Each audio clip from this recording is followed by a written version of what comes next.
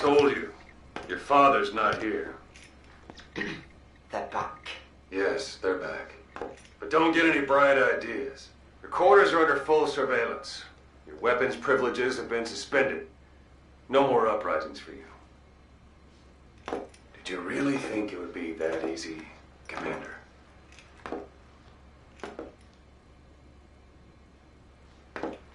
You'll get your boys back. Hell, even see the boss, too. But first, I need to know what you sent them to do. They wanted to leave. To their homelands. They wanted to go home. That's all. So they were just homesick then? Not quite. Military warlords, PFs, the armies that murdered their families. Cousins, brothers, parents. They all had someone they wanted to kill.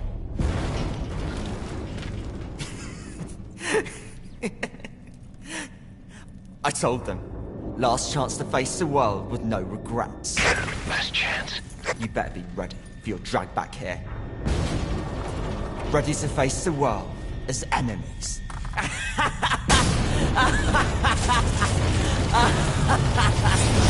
No!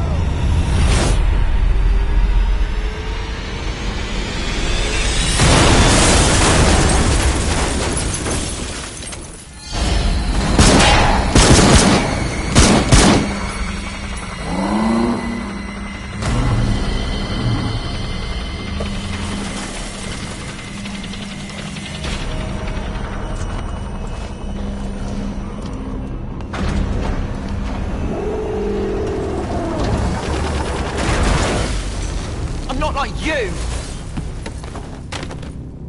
Goodbye, Father. I don't need you anymore.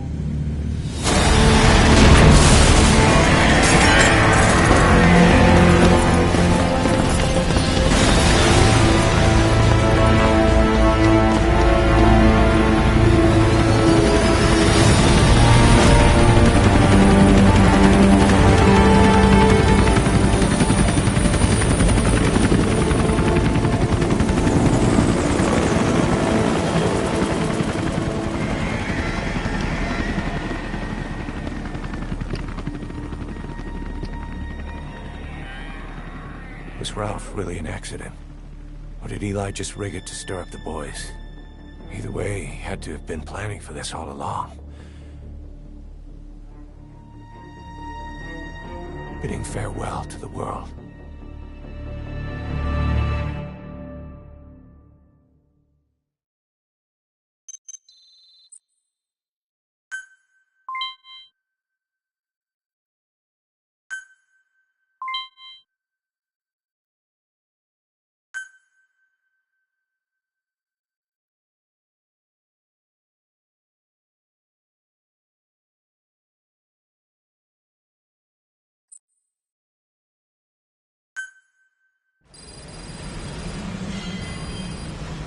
Boss, we're looking for the kids in Sahelanthropus, but there's still no sign of them.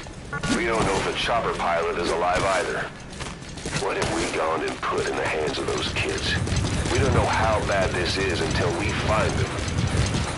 Also, regarding our concerns about Eli, I finished looking into whether or not he's a product of that project. I have an answer. I put it on tape. Give it a listen.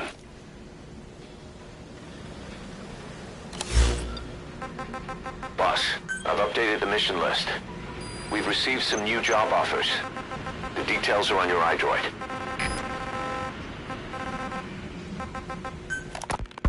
We finished decoding the informant's report. That floating kid we've run into a few times now. Looks like he was a test subject in clinical experiments. The Soviets called him the third boy. The third boy was brought to a lab on the outskirts of Moscow from Czechoslovakia, after which he was due to be sent to a research center in Leningrad, then Siberia, and finally an academic town in Novosibirsk. It doesn't appear that the researchers witnessed the talents we've seen from him, but nevertheless he was quite the popular subject. His latent cognitive abilities suddenly awoke en route to Moscow. According to the report, the third boy was easily influenced by other individuals' biofields. Evil thoughts, in particular. They affected his mind like a virus. Extreme anger or resentment, motives for revenge, in other words. Now, during the transport flight to Moscow, the boy was exposed to a powerful mental energy field coming from a certain individual. Ever since, being conscious of his powers, he's become a sort of energy generator. What's unique about him is the way his acute telepathic abilities get taken over by another person's will. The boy began to physically parasitize individuals experiencing extreme anger and codify the host's desires. This includes amplifying the host's natural strengths. Or, in accordance with the host's desires, he can also implant program code in another individual, making them a puppet, essentially. Human neural synapses transmit weak electrical currents between neurons. These electrical currents, though at a level difficult to observe, warp the magnetic field outside the body. The third boy is able to pick up these weak fluctuations. Contrary to psychotronics, which involves controlling the human mind, his abilities as a receptor are too high. The emotions he picks up from another individual are amplified and unleashed into his body as they recur in his brain. They turn into microwaves, which then affect the physical world, triggering paranormal phenomena like the spontaneous combustion of organic matter or psychokinesis, moving an object without touching it. There's one other thing. While he's parasitizing a host, the boy's ego gets shut away, allowing the will of the host to take control of his powers, like some annoying static drowning out your own voice. That means he isn't responsible for what's been happening. Somebody's extreme anger has manifested through the third boy's powers in ways none of us could have predicted, which would mean this was going on somewhere around us. Looking back on it, a lot of things make sense now. The man on fire, Sahelanthropus, they both came to life thanks to the third boy's powers. Everything has been happening through him as a catalyst. We first saw him in the hospital on Cyprus. The boy parasitizing the man on fire's desire for revenge gave him his new abilities in return. He next appeared at the Hamid Fighters Fort where the honeybee was hidden. There, the boy parasitized Skullface's vengeful mind. He controlled Sahelanthropus, making it do whatever Skullface wanted. Same goes for when we extracted Emmerich onto the chopper. When he appeared at the Devil's House in Central Africa, Skullface's will controlled the man on fire via the third boy's powers. Everything is clear up to this point. But even the informant couldn't pinpoint who the host was in the cave within Surat power plant. Sahelanthropus suddenly became active, then crushed not only the man on fire, but Skullface as well. Surely neither of them could have been the host. Who else was at that location and bore anger more extreme than either of them? Whose will was controlling Sahelanthropus? According to the report, emotions transmitted in children's brains affect the surrounding magnetic field more strongly. Cerebral nerves are covered with insulation called myelin sheaths to increase impulse speed. The reason for this leakage has to do with the fact that children's myelin sheaths are still developing. So, how many children do you remember being there? Children with a burning desire for revenge and bearing a grudge against you. I can think of only one. Eli. We don't know what kind of life he's had, but the resentment he's shown toward adults is nothing short of extraordinary. The third boy resonated with Eli's mind. And that means Eli bore the strongest animosity of all individuals within the boy's reception range, estimated to be a 3-mile radius, beating out even Volgan and Skullface. The third boy has probably remained hooked on Eli's anger since. You remember at the Devil's House, the third boy showed an interest in Shabani? That must have been his ego making a rare appearance. He may possess abilities far beyond anyone else in the world, but he's still a kid. Maybe them both being kids was enough to bring them together.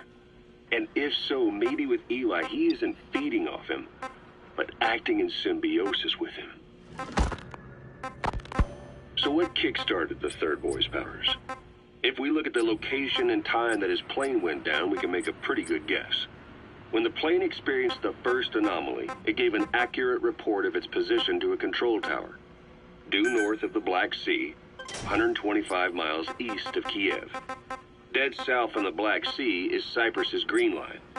So the plane's position was directly north of the hospital where you'd been asleep for 9 years. And this anomaly was reported at exactly the same time that you woke up. The plane was enveloped in flame from the inside out. The fuselage burnt to ashes. There were no survivors, at least not publicly admitted. Your thoughts formed a synchronicity with the boy's psyche and were amplified inside his brain. That would have been more than enough to trigger his abilities. Your rage was like a big bang in his head, blowing the lid off his powers. The boy was then secretly moved to the lab outside of Moscow where Volgin was comatose. There, Volgin's thoughts resonated with the boy and he was awakened. Volgin became the man on fire, hell-bent on getting revenge on you. His instincts led him straight to you. Skullface knew Volgin from Operation Snake Eater, or perhaps from even before. Monitoring this pair of extraordinaries, he discovered the hospital and sent his assassin and XOF. Skullface was probably watching the situation from close by. Then, realizing how useful these two test subjects could be, he approached them. Reacting to Skullface's thirst for revenge, this time the boy let Skullface's will control Volgin. Volgin, at times driven by personal revenge, at times through Skullface's will, kept on moving, though his body was little more than dead meat. Perhaps there were moments where even your thoughts affected him as well. But without the boy's power, it was like the plug had been pulled from the socket. Everything was powered by anger, malice, revenge. This is how the end of the report sums things up. Both the third boy and the man on fire were originally test subjects of paranormal research for military applications, like telekinetically controlling the leader of an enemy nation and making him launch a nuke, or stopping the heart of someone on the wrong side of the Berlin Wall, experimenting with latent human abilities. They were used as tools of the Cold War. The boy's only crime was being born with unique gifts. But he was sacrificed on the altar of war. His life reduced to slavery under other people's wills. Turned into a living weapon with no will of his own. Eventually, the only emotion he could feel must have been the desire to get revenge for the hand he'd been dealt. Boss, it's you that awakened the boy's powers. But there's more to it than that. I guess the anger emanating from you was something he could truly relate to.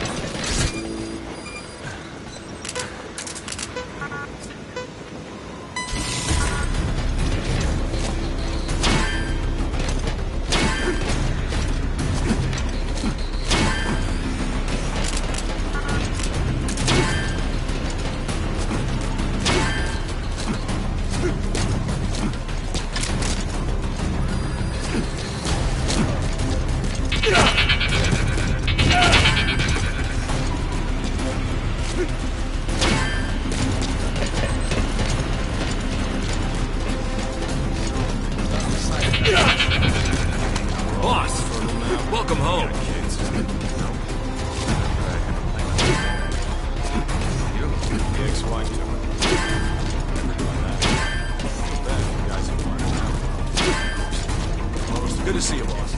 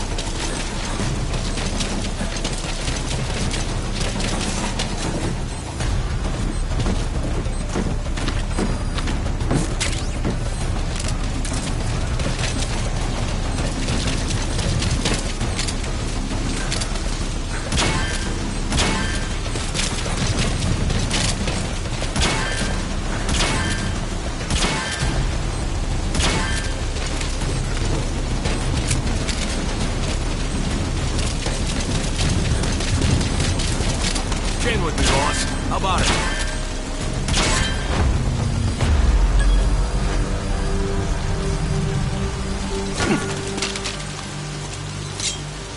Talk.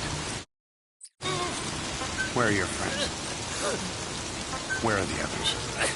Speak. Where are your friends? Where are your friends?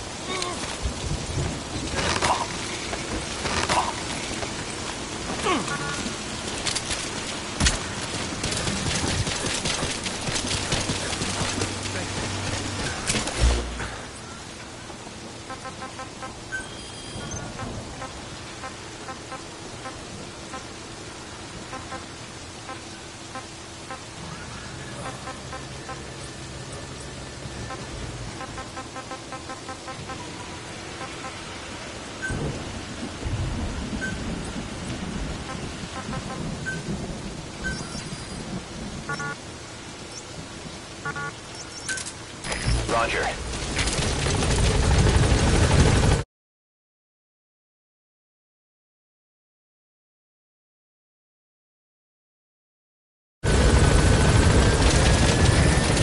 This is B-Quad. Arriving shortly at LZ.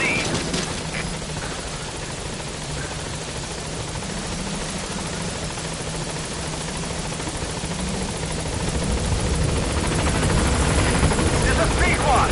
On station at LZ.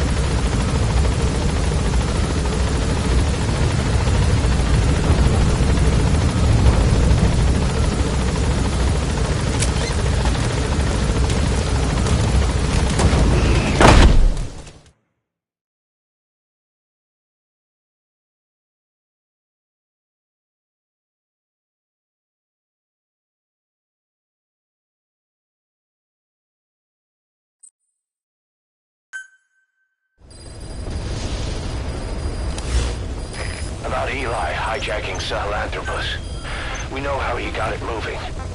It was Emmerich. He used the kids in the staff living quarters to carry out his repairs. We got the details on tape. You're gonna want to hear this.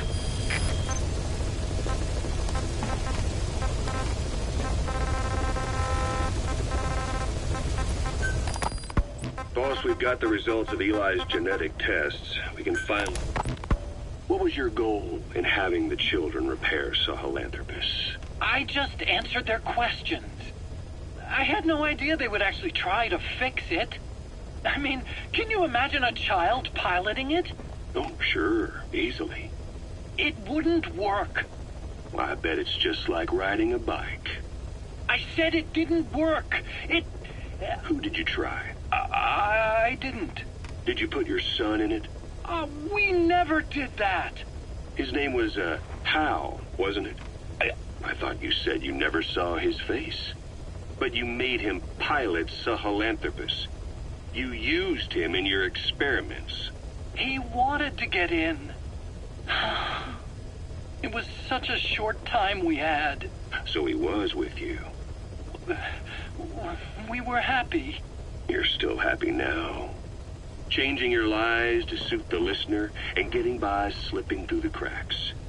Building layer upon layer of convenient stories until nothing means anything to you anymore. You're happy all the time because you don't even notice you're doing it. Think hard. Who are you really? You're not a victim and you're not the silent majority. You're a perpetrator and a petty hypocrite. The real world doesn't make you suffer. It's the other way around.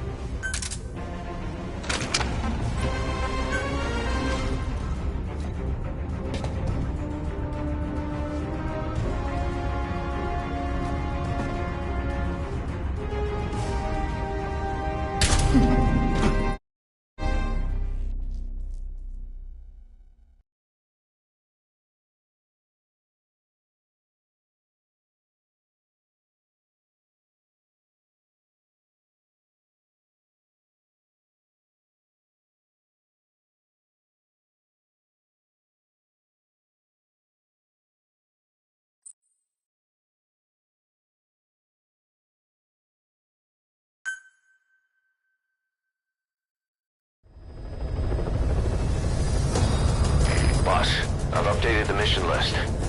We've received some new job offers. The details are on your iDroid.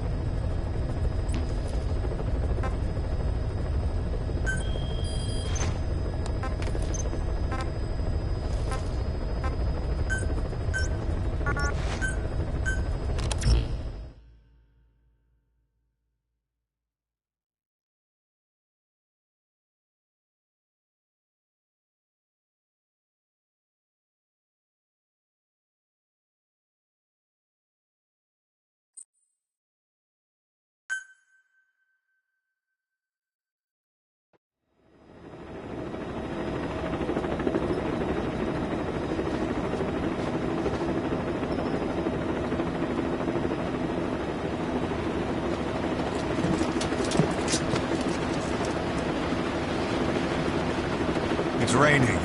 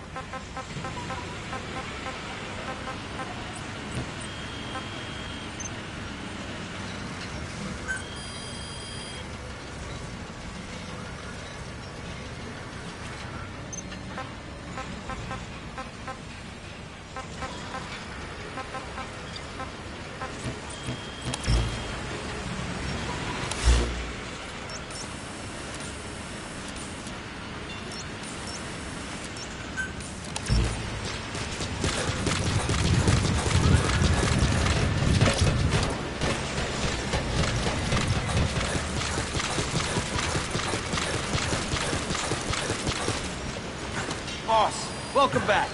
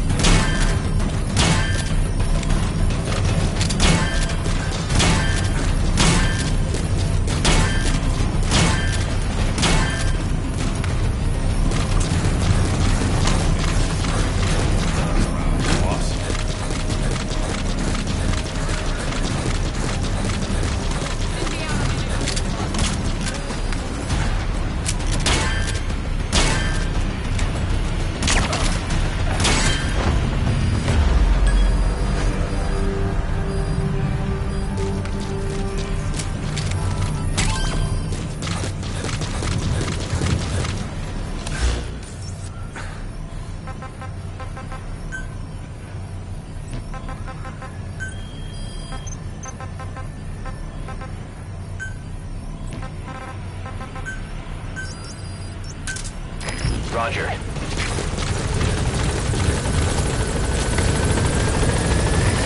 This is Pequod. Arriving shortly at LZ.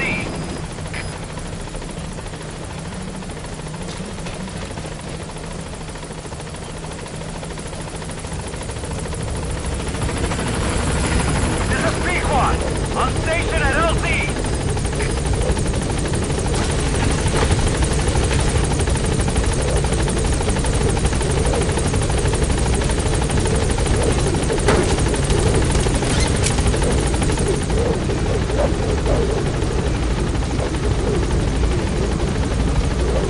Gaining altitude.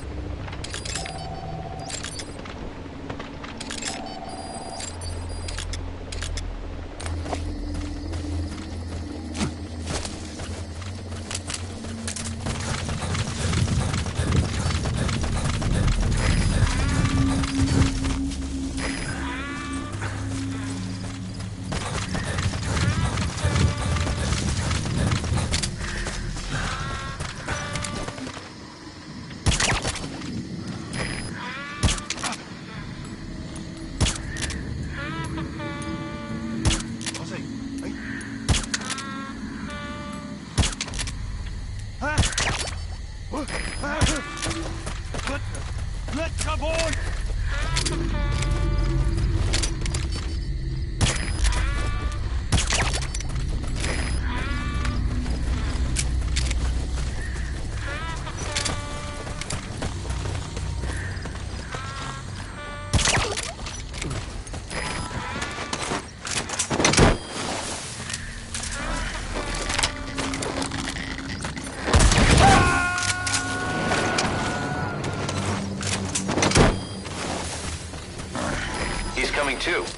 Roger that.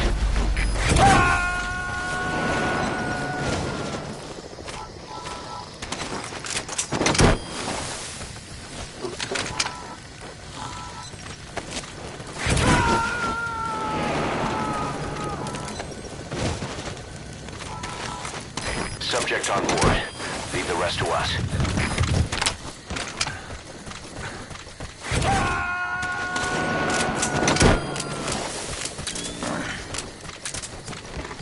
He's coming too.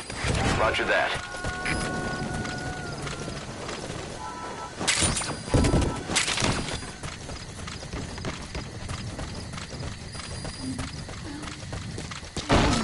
Help! Help me! Help! I promise. That's the target.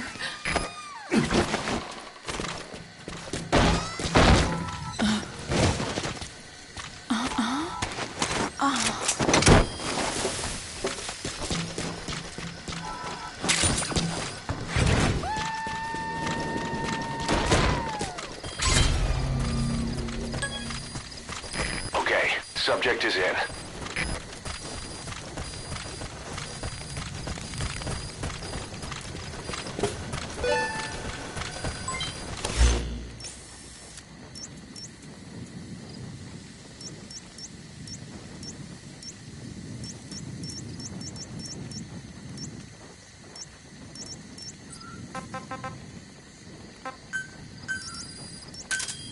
Roger.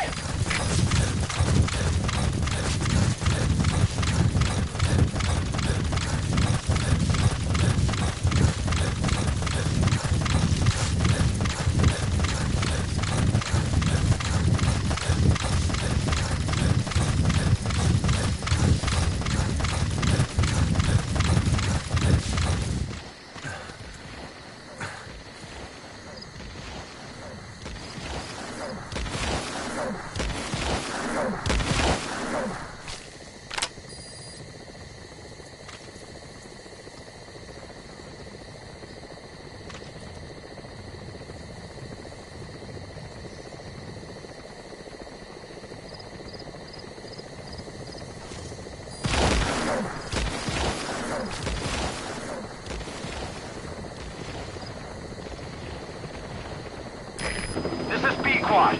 Arriving shortly at LZ.